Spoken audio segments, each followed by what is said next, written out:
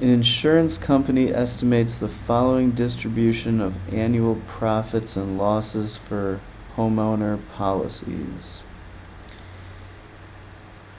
So they believe that the chance of having no claims is pretty high. 80% of the homes would not put a claim in.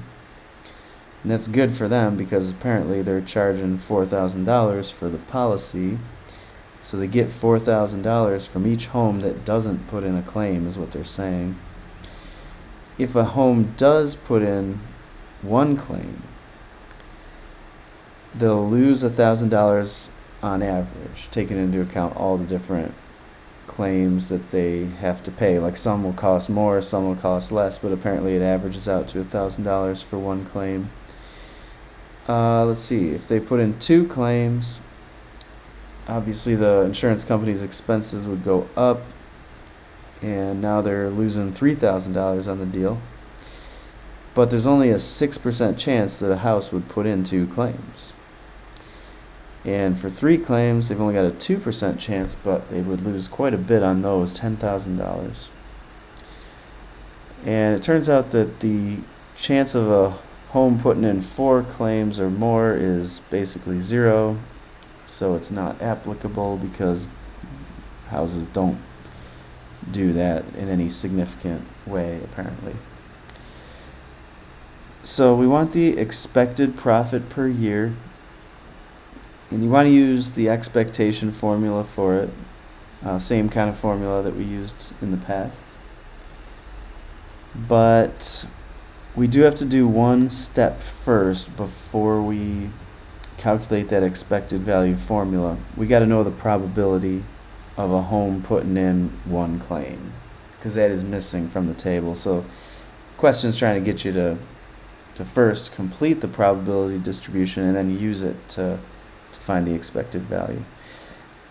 The way we find that is, of course, we just want to subtract 1 minus 0.80 minus 0.06 minus 0.02. I'm going to call it probability of 1. So the probability of 1 must be 1 minus 0.80 minus 0.06 minus 0.02. And that would be 0.12. So we want to put that in here. Now the probability distribution is complete. So here you want to use the formula for expected gain, or expected value, which is E equals P times V. But you can have many different possibilities of probabilities and values. In this particular problem, we actually want to start with P0, V0. That would be the probability of a homeowner putting in no claims times the value that the insurance company has to pay or gain if no claims are made. Then we want to do the probability of the homeowner putting in one claim times the value that the insurance company has to pay if they do put in a claim. And we would just keep doing that for the different numbers of claims. The table shows all the way up to 4 claims. However, it looks like no homes put in 4 or more claims in any significant way. So we don't even really have to include that last term. So let's see, the probability of home putting in 0 claims is quite high. It's 0.80, so you got to put that in for the probability of 0 claims. And then multiplied by the fact that the insurance company makes out well in those cases. They gain $4,000 every time a homeowner buys their policy and doesn't use it. Then we want to go on to what happens if the homeowner puts in 1 claim. Well, there's only a 0.12 chance of that happening, 12% chance. But when they do it, the company loses out. They lose $1,000 on the deal on average. And you just want to keep adding those up. 6% chance of putting in 2 claims, but when they do put in 2 claims, the insurance company loses $3,000 on average. And finally, there's a 2% chance of the homeowner putting in 3 claims, and that's a big loss for the insurance company of $10,000. So that would be the setup.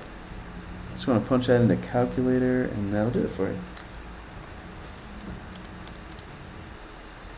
I'm getting an expected gain of 2,700 on average, and that would be per home.